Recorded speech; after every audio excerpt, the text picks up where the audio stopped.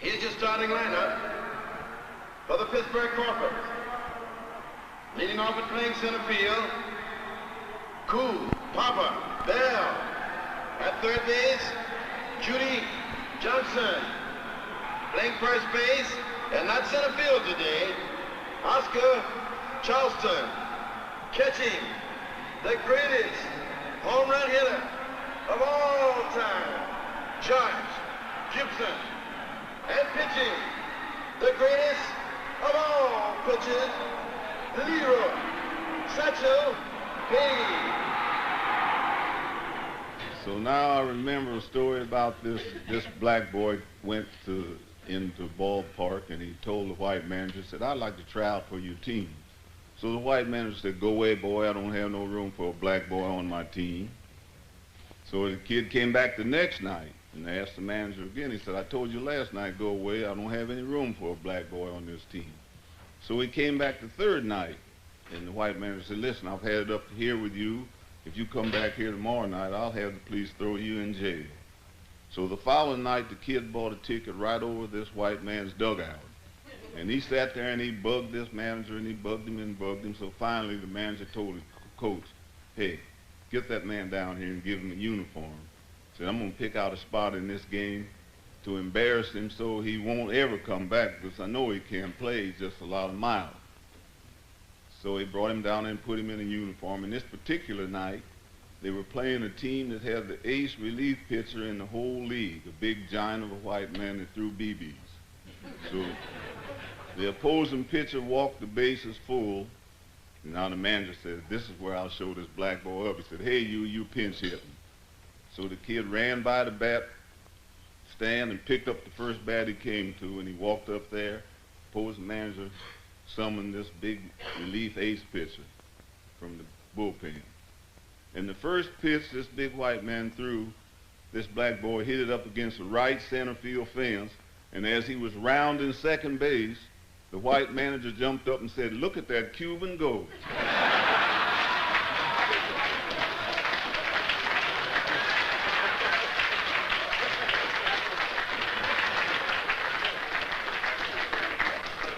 So you see, with one swing of the bat, he progressed from a black boy without a job to a Cuban with a job. That shows you how thin prejudice was. For over half a century, talented black ball players passed their lives in obscurity, victims of an unwritten gentleman's agreement that no black man was allowed in the major leagues. The rejected ball players formed their own teams and later a black league. The best rose to the top, and a few became genuine heroes. They became baseball's original nomads, wandering throughout North and South America in search of a ball game. When the National League was founded in 1876, blacks were playing Major League Baseball. By 1887, Moses Fleetwood Walker would become the last black American to play organized ball. It was the growing racial hostility following the failure of Reconstruction that pushed black Americans out of the game. My name is David Malasha. I was called Gentleman Dave in baseball. I was born in 1894. My mother was born in slavery. My father was a great workman on a big plantation. He was the head man on the plantation. My mother had 11 children. I was the youngest of 11. And at my home at Union, Louisiana, as a little boy, I played on the small boys team, and then my older brother played on the big boys team, and my oldest brother played on the men's team. So you see, I played baseball all of my life. And when I went to New Orleans to school, I played on the school team, and on the city team, the New Orleans Eagles. In 1916, the Indianapolis ABCs was traveling from Cuba back to Indianapolis for the summer baseball. The ABC saw me play at college, you know, and they offered me a contract of $50 a month, and I thought that was a fortune. In 1918, I was drafted for the First World War. The 369th Infantry Division, in which David Malacha served, was among the most decorated units in World War I. Denied a combat role in the American Army, the 369th was thrown into battle under the French flag. Their triumphant return to the United States was highlighted by a glorious parade down Lenox Avenue. Harlem never saw such a sight.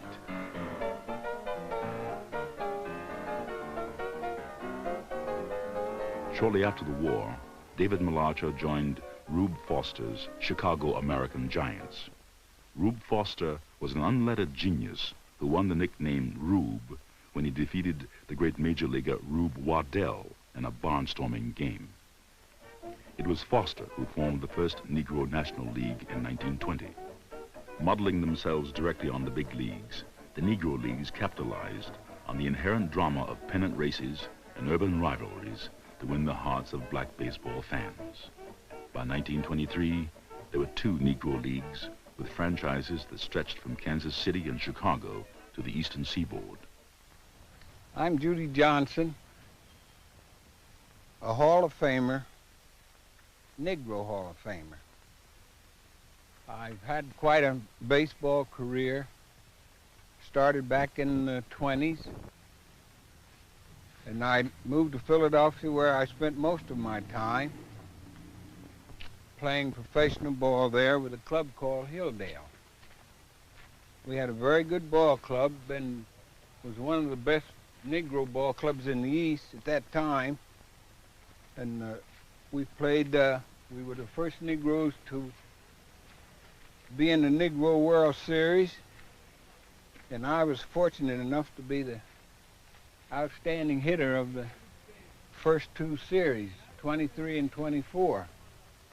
Saturday began the first day of May, and we would play for 4.5 months, May, June, July, August, and half of September. We'd play 3 games most every Sunday, doubleheader and a night game, and you get back to the hotel, you was tired as a yard dog, but the next morning we were ready to play again. The season ended the 15th of September, the regular league season. And then we would play the Negro World Series against the Negro American League. There were 2 Negro Leagues, Negro National League and a Negro American League. And we had 6 teams in each league. And the World Series was played in different towns. I remember one year we played the first game in Kansas City, the second game in Chicago, the third game in Pittsburgh, and the 4th game in Washington, D.C., the 5th game in Philadelphia, and the 6th game in New York.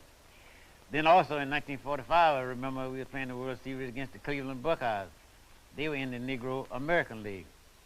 We played the first game in Cleveland, the next game in Pittsburgh, the next one in Washington, D.C., and the next one in Philadelphia, where they wasn't necessarily playing them because they beat us 4 straight. Negro baseball's greatest event was its all-star game called the East-West Classic. Played annually in Chicago's Comiskey Park, it attracted the interest of every black fan in the nation. This was Negro baseball's showcase and one of black America's most glamorous events. For the ball players, selection to the Classic was often the pinnacle of a career of toiling on the American back roads. David Malacha recalls how it all began. One particular day, we were sitting in the restaurant in Pittsburgh for lunch, and the secretary of the Crawfords team was with us at the table. He said to me, he said, "You know, Dave," he said, "we could organize a big game like the Major League All-Star game. We could call it the East-West game." About 3 weeks later, when we came to Chicago, we found that the secretary of the Crawfords had gotten together with Gus Greenlee, who owned the Crawfords, and with my owner here, Mr. Cole. They had organized the East-West game. They picked the best of the teams, players from the East, and the best of the players from the West, to play the first All-Star game, East-West game, and they rented Comiskey Park. The All-Star game was played in Chicago. Chicago was the mecca for blacks from Tennessee, Louisiana, Arkansas, Missouri. All of these people, when you say we're going to the big city, it was Chicago. You understand? So, and they played it in the summer. This is vacation time for a lot of people. So they would make it there. They would run excursions from Chicago, you know. They would, from Memphis, they would have maybe 2 or 3 cars on that train going to Chicago to the East-West ball game. This was it. It was one of the biggest affairs that's ever been held in Chicago. In the 1941 game, they had to turn away people. The papers list the crowd as about 51,000. We were playing our All-Star game in Chicago, and the score was 0-0, and we had a man on third base. His name was Mule Suttles, and they hit the fly ball to right field, and Mule didn't think Crutchfield could throw, so he kind of didn't bear down and shoot. Crutchfield threw him out about 10 feet, and that's the only chance we had to make a run. I think it was the 41 game. There was a white kid there from Oregon, about 7 or 8 years old. He said his father had brought him all the way from Oregon, and he wanted to get wanted all the ball players to autograph a ball for him, and we did. For one thing, it was an honor to be picked to play in that. You know, it was an honor to be picked. If you're just going to sit on a bench, it was an honor. But to be picked and it was inserted into the starting lineup. That was the glory part of our baseball. After the game was over, we get together. We'd stay around Chicago and party for a day or two. It was fun. I mean, that was the only thing that would keep you interested in Negro baseball. You know. It was a pleasure you got out of it. While for many Negro Leaguers, participation in the East-West Classic was their highest achievement, their most cherished memories were of postseason matchups with their white Major League counterparts. We played the Athletic Ball Club back in the 20s, and they had their team intact. We beat them 5 out of 6 games. The people hadn't seen blacks and Major League All-Star teams mix too much in those days. So we always had large crowds. I think we played 10 games. Now, we knew that we could play baseball with anybody. If you've got Satchel on your team, you can play a team that got 9 Devils on it. I remember in Yankee Stadium on a Friday in 1946, the year the World Series was in Boston and St. Louis. We played the Yankee Stadium on a Friday night and a Sunday afternoon. I pitched against Satchel Paige, and we had 2 great ball games. They won 1, we won 1. We had over 100,000 people in Yankee Stadium for those 2 ball games at Major League prices. Nothing was cheap. We went for the regular Major League price. We played against Dizzy Dean and his brother in Cleveland, and they had a sellout crowd, and Satchel beat Dizzy 2-1 in 12 innings. Bobo Newsom pitching for the St. Louis Browns. He was the best pitcher in the American League. And he's pitching that went to leg, and we just, every time Bobo would pick up that ball, we'd tear him up.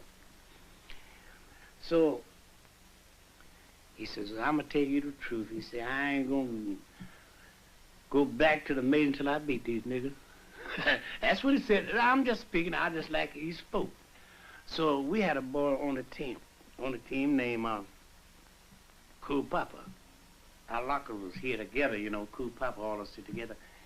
My locker was here and Cool Papa's locker was there. So I said, Cool, I says, you know what Bobo Newsom said out there a few minutes ago? So he's not going back to the major league until he beat these niggas. You know. So Cool Papa, that's the reason he got that name, because he didn't have nothing to say. He just played, you know what I mean? He wasn't talkative at all. What'd you say, Wells? He's a soft talker, you know. I said, that's what he said. He said, well, I'll tell you what we do. We just keep him out here about 2 more years. I remember we were playing in California in the Winter League, and I was with Satchel Paige's All-Stars, and we were playing the Major League All-Stars. They had Lou Novikov, Peanuts Laurie, Gary Pretty, Buck Newsom, and Junior Stephen. I had a lot of major leaguers. And we played 3 Sundays, playing only on Sundays out in Hollywood. The first Sunday we played, we made $196 each. The second Sunday we made $206 each. The next Sunday we played, we made $215 a piece. And then George Landis, who was the commissioner at that time, sent a telegram out there and told the major leaguers not to play us anymore because they had everything to lose and nothing to gain. We had everything to gain and nothing to lose. Although the Negro Leagues patterned themselves after the majors, they could not sustain a full 152-game schedule. Instead, they played perhaps 70 league games a year, and the rest of the time was spent on the road, playing any team, white or black, which promised a payday. We played all over the East. We played all over the West. We played all over the South. We would go to spring training in March. We'd go to Hot Springs and stay there for 10 days. And the 11th day we'd move to New Orleans, and we'd start playing every day from then all up until we'd play some of the big league all-stars. That was an everyday thing. And of course, riding was kind of rough. You get in the bus. We had a nice bus, but no bus is comfortable riding every day. The life was hard, and the bus that we were riding in at first had only one door. That was the front door. Someone asked us one day, said, what would y'all do if they have a fire inside the bus? So, well, we would get a can opener and try to come out of the bus. We had a bus driver. He was a marvelous mechanic, but he couldn't stay on the highway 5 minutes. We put a lookout man up there with him. If the lookout man fell asleep, then we were off on the wrong road, and we had to travel too many miles as it was without going out of the way. We used to tell him that if he have a wreck with the bus and some of us get hurt, we were going to kill him. I would tell him that don't pay any attention to the fellas while they just were having fun, see. But sometimes he would take it as hard and think the fellas was riding him or something like that. But we weren't riding him, we were just doing something to kill the time. One night at 9:25, we dropped down off a hill in Nashville, turned in. There's a filling station right at the bottom of the hill, and we were going to St. Louis. And at 5:15 the next morning, somebody woke up and said, "Where are we?" And the other player said, "Nashville." "Yeah, you gotta be kidding. We were left Nashville last night." We played in Chicago one Sunday, a doubleheader. And we packed the bus before we went to the ballpark.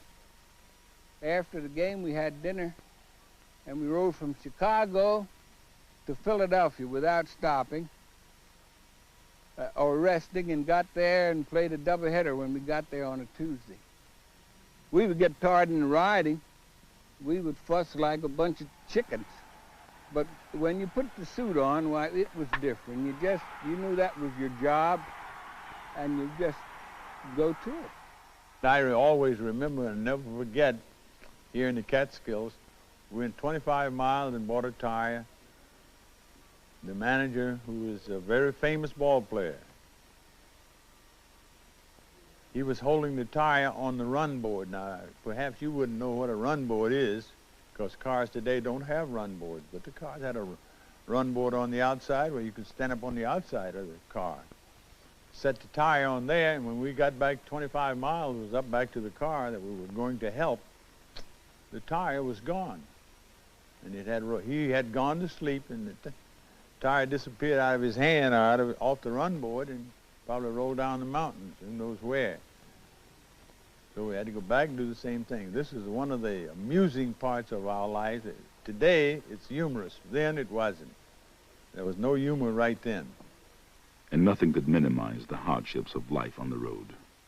There might be 2, sometimes 3 of us using one bed, one double bed, because this was as much as they could accommodate. And we'd have 2 ball players staying in one house here. We might have a couple staying on another house next door or down the street or across town for that matter. They were scattered all over, but they were in private homes in so many of the cases. We stayed in hotels, such as they were, But right then, to me, there was nothing wrong with them. I know I can think of a town, and I won't put the town on the spot. I can remember a town where we put up in a rooming house in Arkansas. When you turn on the lights, you see the bed bugs start to go for cover. So, and many a time that we've put up into homes where, or hotels, where you'd have to sleep with the lights on, because if you don't, those little gremlins would come out and you wouldn't get to sleep anyhow. One time I remember we're someplace in Alabama, and we stopped at a cafe. There was a lady standing right out in front. The guy started to get out of the bus. She started to shake her head. So we said, well, why are you shaking your head? We haven't asked you for anything yet. She said, whatever it is, the answer is no. I said, well, can't we buy some water from you? She said, well, if you want to go in the back, she said, there's a well back there, and you can go back and enjoy yourself some water. But she wouldn't sell us anything. So we, about 3 or 4 of us, went back and, you know, put the pail down in the well, and the dipper was a gourd. It's like a, you know, something, a melon that's put out in the sun and dried. And this is what we drank out of.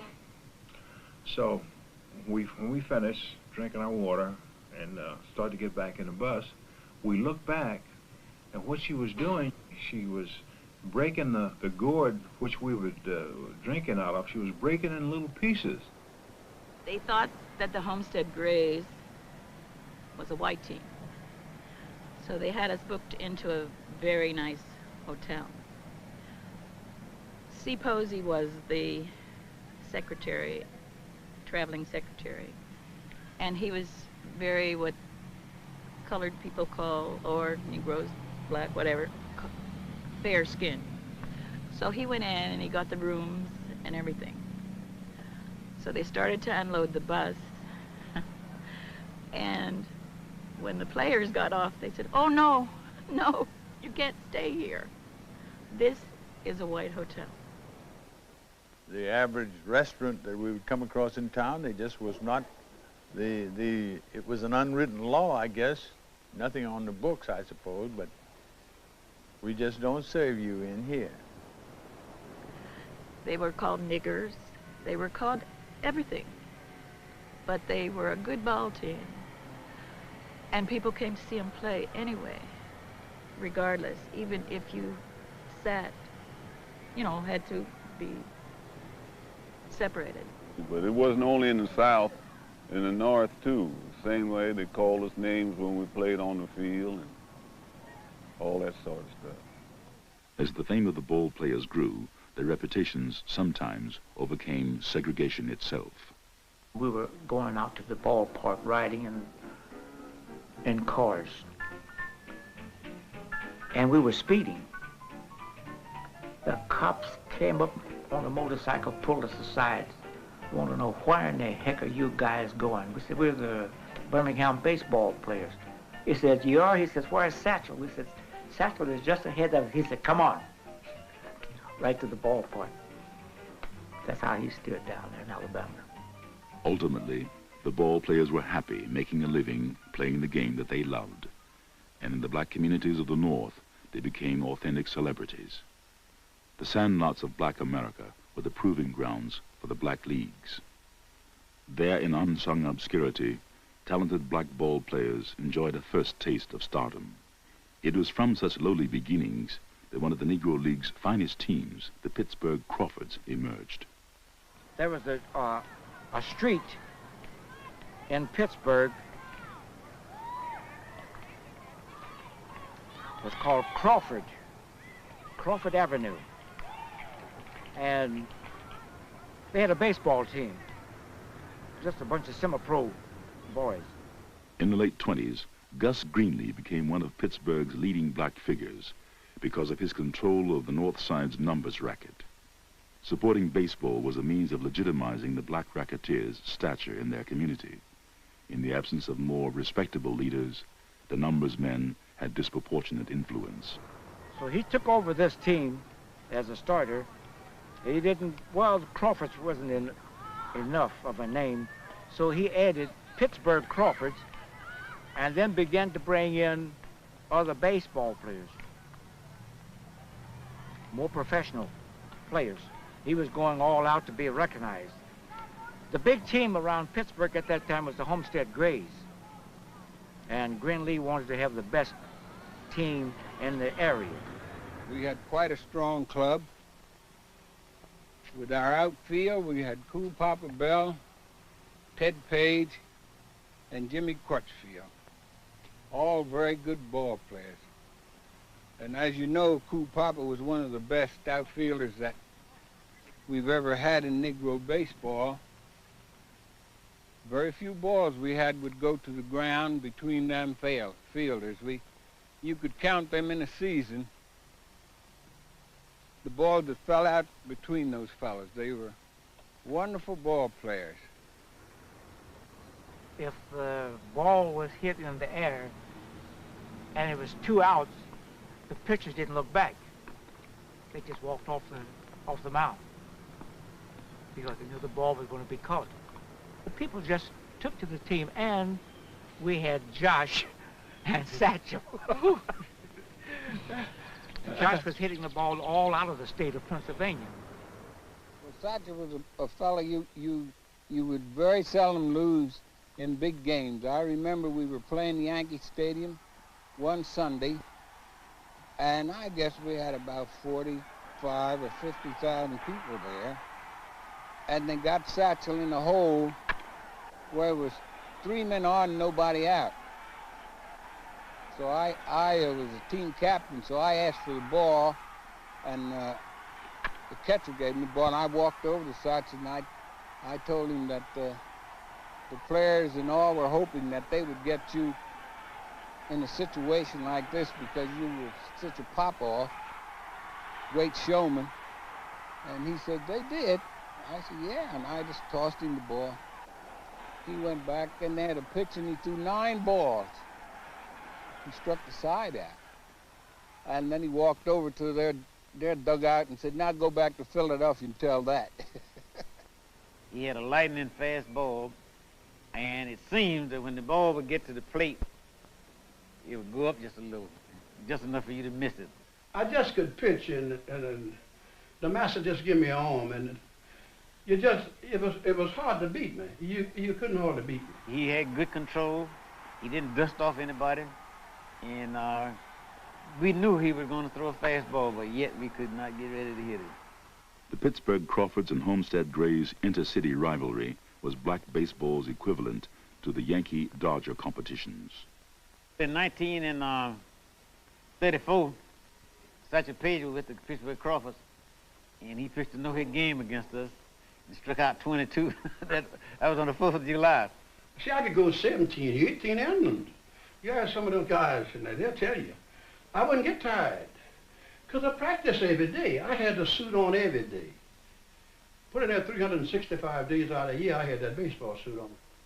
Hall of Famer Buck Leonard of the Homestead Grays was asked which team was more popular. The Crawford, because they had such a Page. It made all the difference. We'd be on the field. Finally, somebody would say, hey, Satchel just showed up. And boy, it was just like the sun coming out from behind a cloud. After Satchel Page, the 2 biggest names in black baseball were James Cool Papa Bell, the game's finest base runner, and Josh Gibson, the black Babe Ruth. I'll never shall forget this night. I was walking up the ramp with Josh, and one little kid ran up to me, Mr. Gibson, will you give me one of your broken bats? Josh said, son, I don't break bats, I wear them out. And that's how he appeared to do. He'd come up there and it seemed as though he was squeezing the sawdust out of the bat. Of course, Cool, he was the fastest man that ever put on a pair of baseball shoes. He could go around the base in, I think it was 12 and a half or 13 seconds, something like that. But he was really fast. And if he'd get a hard ground where the ball would bounce, he would chop down on the ball and make the ball hop up, and whoever got it, well, they just walk back to their position because he'd be down to first base. If he played on parks like they play now with that AstroTurf, I don't think they ever would get him out. In Mexico, he was on the same team that I was on. And the first game he played in, he was on first base. The next hitter hit a ball into right field. Cool Papa went to third base so fast they stopped the game. He said he cut across behind the pitcher. He said it's impossible, no puede ser. It just couldn't happen. Nobody can go from first to third that fast. Now somebody said that he was so fast until he'd turn out the light in the room, he'd be in the bed before it got dark in the room. Now I don't know about that now. That's the one on me, see. Well, he was in a class by himself running base. Of course, we had 3 outfielders they were fast too. We had a boy named Ted Page and another boy, Jimmy Crutchfield, and Cool Papa Bell, but they would get a ball, well, they were just unbelievable. Well, I had seen Cool, I knew his reputation, but I always believed that I could play as much outfield as anybody. Now, the Nashville Southern League had a park that was down in the valley, in a hole. He had bank like that one there with a fixer run around the outside. Right field was way high. On the hill, yeah. And it was high up there. And the right fielder had to be a goat. You run up the side of the hill. Play the side of the hill. So I remember one night we were playing a game, and I'm high on this hill, so I can look down at the center fielder. They hit a ball over Cool Papa's head, and at the crack of the bat, boy, I can see Cool running, and he turned just at the right time, picked that ball. I said, well, that stopped me from saying that I could beat Cool playing outfield. So you couldn't get to the ball as quickly? I couldn't get to it, no. But you're a great outfielder, a great ball player. Who? You. Thanks. I'll scratch your back again. The glory of the Crawfords was short-lived. While they dominated the Negro Leagues during the mid-30s, they fell dramatically, not to an upstart Negro League franchise, but to the manipulations of an obscure Latin American dictator, Rafael Trujillo. To bolster his political career, Trujillo sent his agents north in the summer of 1937 to bring back Satchel Paige and later his teammates. The entire Negro League was threatened. We went down to San Domingo, and one year, and I shouldn't say this, but I'm going to say it. I like to broke up the Negro League because it's paying good money. It's paying good money down there. I had one of the world's greatest black baseball clubs down there, and we had to win. We didn't know we was playing in politics.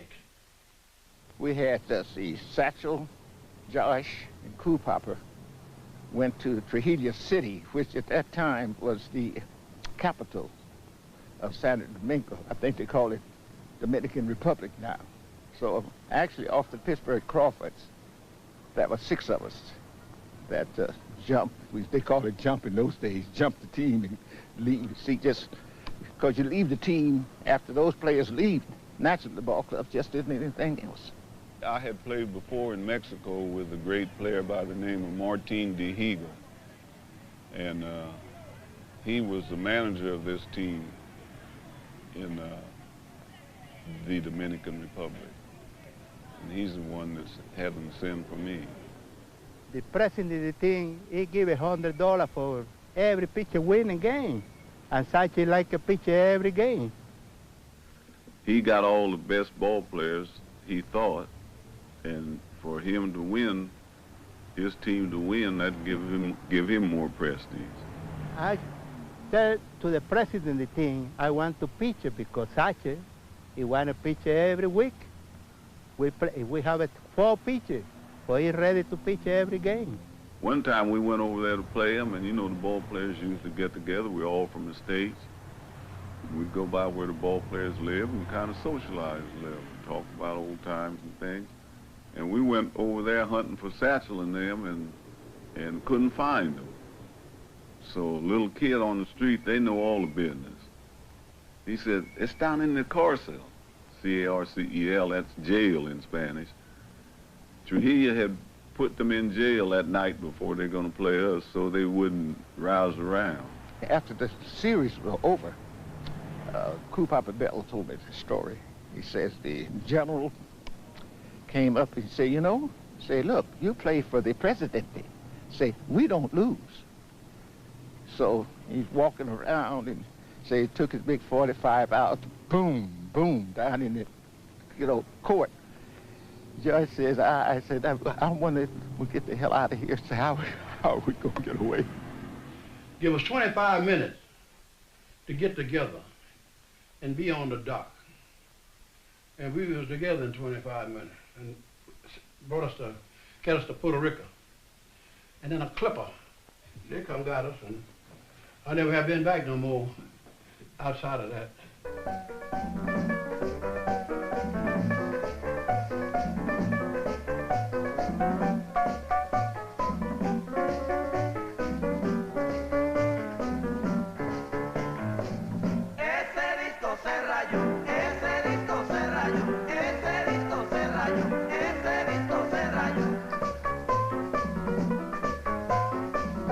The Latin American experience was a crucial event for all the better Negro League players.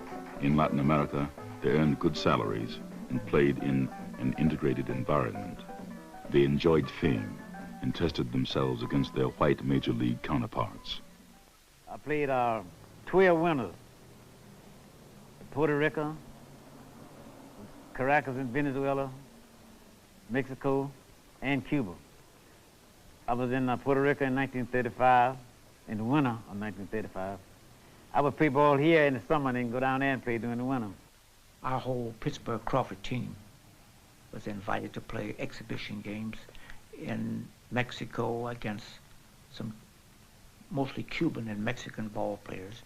And the American League sent an all-star team down there, composed of Jimmy Fox, Rogers Hornsby, and a few others. In 1935, we were down in Puerto Rico playing during the winter. We had an all-star team there. In Cincinnati, the Reds came down there at the spring training in the spring of 1936. And they said that we were going to play them a few games after they got in condition. Well, they practiced about 2 or 3 weeks and got in condition, or well, some condition. And we played, and we won 2 out of 3, and they said that they didn't think they wanted to play anymore. In 1945, I was with Jackie Robinson, Campanella, Sam Jethro, all of us had an all-star team to Caracas in Venezuela and played against the local teams. And we were too strong for them, and they told us that we had to lose a few ball games. After we won the first 9, they said that we had to lose 1 or 2. So we told them, no, we weren't going to lose in the ball game, that if we were just too strong for them, well, we would just come on back to the United States. So they took the second baseman and a pitcher and a catcher from us and put on a local team. And we still beat them. And then they said, look, you got to pitch some other pitcher. Don't pitch one of your regular pitchers. And we pitched the third baseman, a fellow named Felton Snow, and we shut him out 4-0.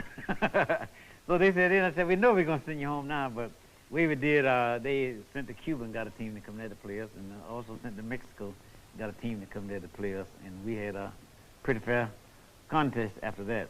So then in Cuba, in 1939, this is the first time I ever been put out of a ball game.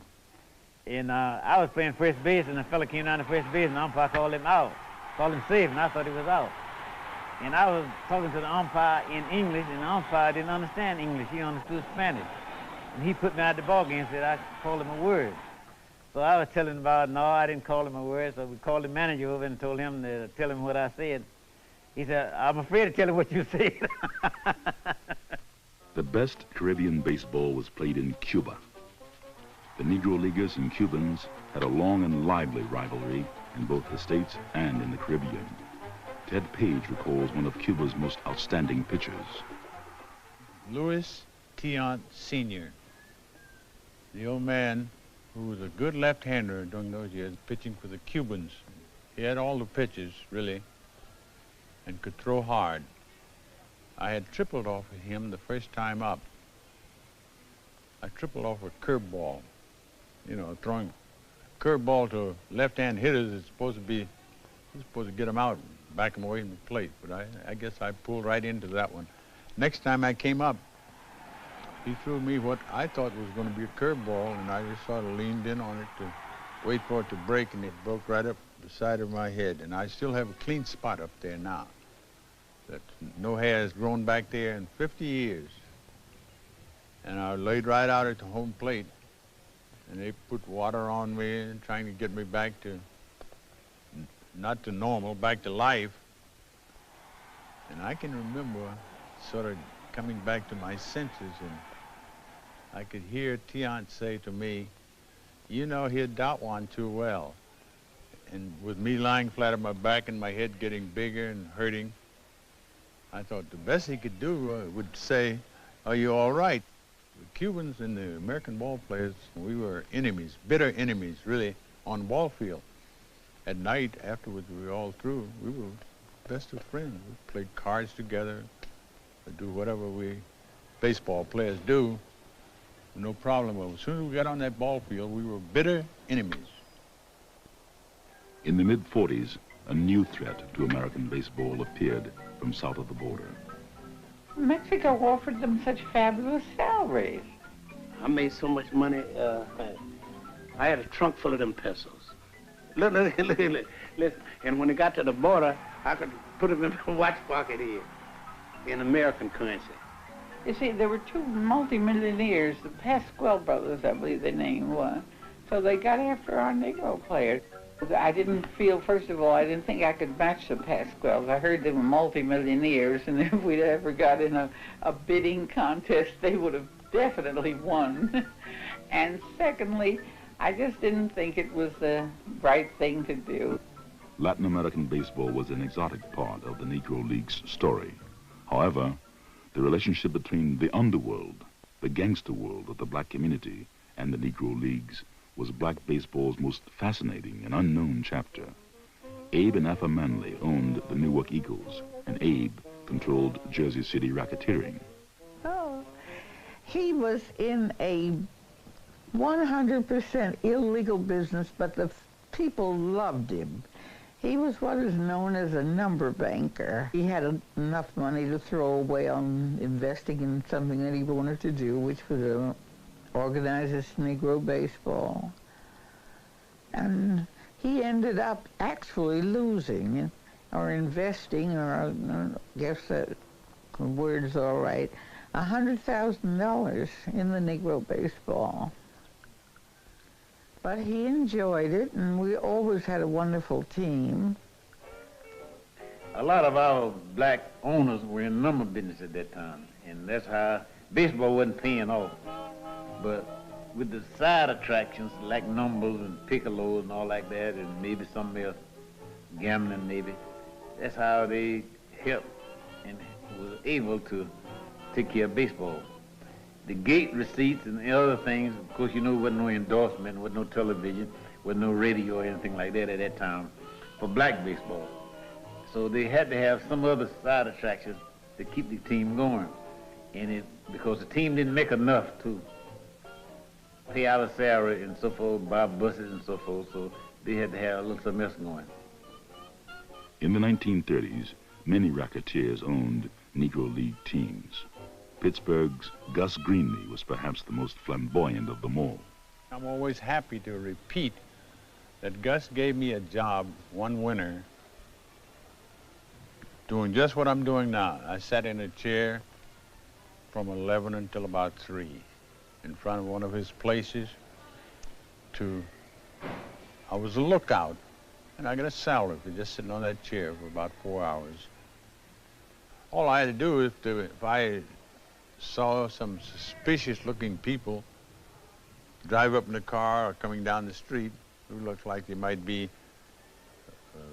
police, I just pressed the button. And I didn't have to press that button once all winter long. I get $15 a week just to sit in that chair for those 4 hours every day. I thought then that Gus would, well, I knew he was doing me a favor, but I thought, why would Gus do this? And after I had thought about it, Gus did this little chore for me to make sure that I was there for the following spring to play with the Pittsburgh Crawfords. Because I had developed I guess I had allowed a tag to be hung on to me as a guy who would jump from one ball club to another. I was there too for the next spring, which was in 1933. During the war, many of the big league players entered the military service, and the rosters of the major leagues were filled with 4F players. The contradiction between fighting a war for democracy and living with baseball segregation was highlighted by the wartime slogan, "If he's good enough for the Navy, he's good enough for the majors." Integration was imminent, but segregation still persisted. Negro League veterans like Chet Brewer knew they could make it in the majors. But I tell you how hard it was. They had the propaganda that no Negro could play in the major leagues or in organized ball. They even went so far, and I'm saying this with no malice, no prejudice, anything, to hire a one-armed white man to play before they'd give a colored man a chance with 2 arms. And everybody out there knows that the only thing that a one-armed man could do as well as a man with 2 arms is to scratch on that side if it was itching. I never dreamed of getting to play in the major leagues because then it was really a barrier that kept us apart, although they knew that we were good enough. There's some of us who would like to have had a trial and believe that we could have made the major leagues, some of us. My first scouting job was with Mr. Connie Mack's Athletics, and we were very good friends, and I asked him one day, I was up the ballpark, why they wouldn't hire some Negroes since we would beat them all the time. He said, well, it's just too many of you boys to go in at once, but that's as far as it got. I realized, though, that I could play big league ball. I knew it. I remember one Sunday evening we played a doubleheader in Griffin Stadium in Washington, and Clark Griffin asked Josh Gibson and I to come up to his office after the game. We went up and said, you boys like to be in the major league? Yeah. You like to play on the Senator? Yeah. Do you think you could make the team? Well, we'd be out there trying. Then he explained it. He said, well, at this time, don't anybody want to be the first to take blacks into the into the major leagues. Said, but we know you boys can play ball, and we know you can play good baseball. And some of us would like to have you, but the time just hadn't come. And the time had not come. On October 28, 1945, the barrier fell. Jackie Roosevelt Robinson, a rookie shortstop with the Kansas City Monarchs, was selected by Dodger general manager Branch Rickey to reintegrate baseball. I think Jackie was an excellent choice because of his intelligence, and put that together with his ability made him a natural, because there are a lot of other great ball players in our league, in our Negro League, but they wouldn't have taken what Jackie did. He was smart enough to know that it would all work out. Some of the others, hotheads, they wouldn't have stood still for it. I don't know if I could have done it or not. Now, all of us believe, and all of us, most of us who I talk to, think that Jackie was the ideal man to be the first to get into the major league. Now, he wasn't our best baseball player, but we believe he was better, was the best man at that time because he had played with whites in college. He was big, weighed about 205 or 6 or something like that. He was about 6 feet, and he was fast, and he was intelligent. And that went a long way with being the first to be in anything. He was signed by the Dodgers and sent to Montreal in 1946 to begin his organized baseball career. He constantly improved, and he became a real star, say, in a couple of years for the Dodgers. For many Negro League owners, Branch Rickey was not a hero. Mr. Rickey's program was very unfair. After all, he took Jackie Robinson and Don Newcomb and Roy Campanella from our Negro baseball without even saying thank you, let alone answering our letters or giving us any compensation for them. And for many Negro League players, Integration was bittersweet. When they took him in 1947, I was 40 years old. And I knew I could play Major League ball at that age. Couldn't even hardly play black baseball at that age. And one thing, when you're playing baseball and you get old, the nights are not long enough for you to rest. You're just as tired the next day as you were when you went to bed the night before.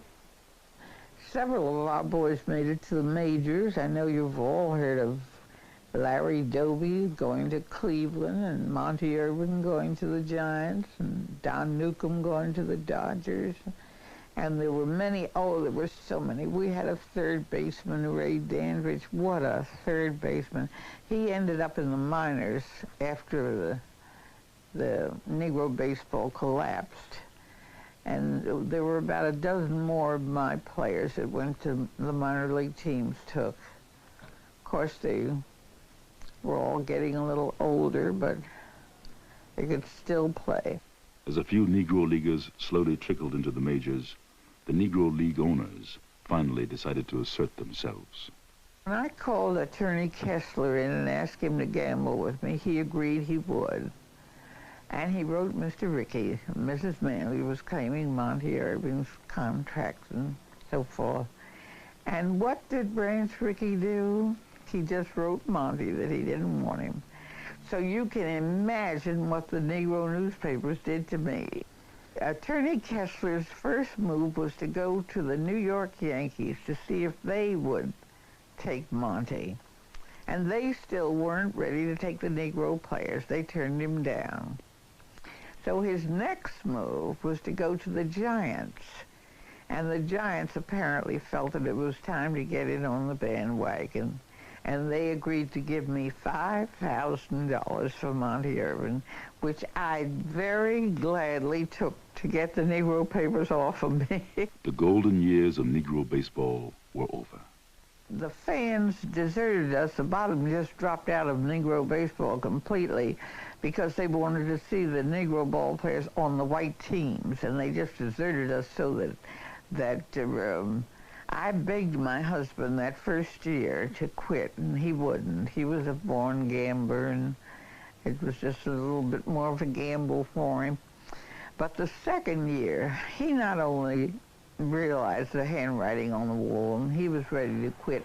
While the younger generation of Negro League players won fame in the major leagues, the old-timers receded into obscurity with only their memories. It's a good life for us. We're happy when we play because we have a chance to make money all year. It's different when you work in the other thing. When you work in the factory in some place, nobody knows you. But when you play ball, everybody knows. Everybody remembers. My wife taught school for 50 years, and I played ball winter and summer. I'd go to Cuba and Mexico, Florida to play winter ball, and she would always stay home and work. And that was the way we made our life. And without her, I'm quite sure I would never have been a ball player. But she kept me with both feet on the ground. She's a great, great woman, great woman. There remained one final chapter to the Negro League story. Simple justice required that the Negro Leaguers be recognized for their talents. Simple justice required that the very best be included in the Baseball Hall of Fame. I was inducted the same year along with Jackie Robinson in 1962. It was time.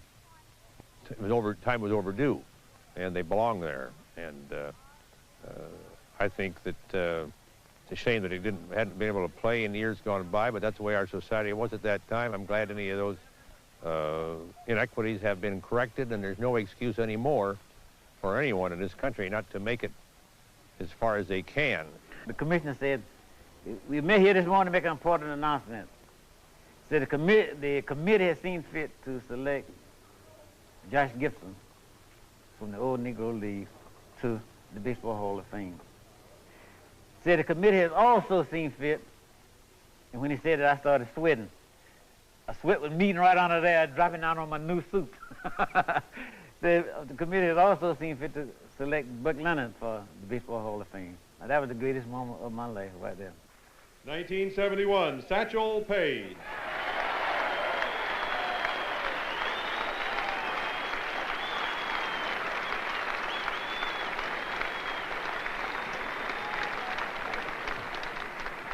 I would tell you if I knew how old he was, but I don't. In 1972, Buck Leonard.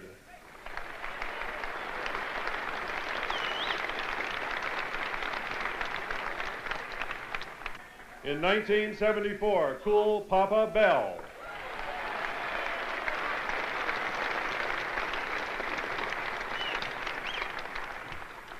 In 1975, Judy Johnson.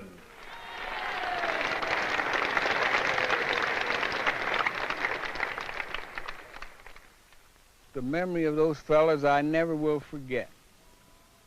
They were quite a team.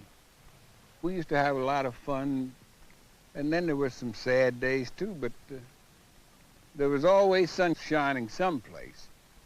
So that's what we look forward to, the big days, best days. A fellow in Denver had an automobile, a brand new automobile. It was a Page, a Graham Page, a beautiful thing. So he put 9 of us in his car and took us down to Wichita. Went to Wichita. We played in the tournament in Wichita.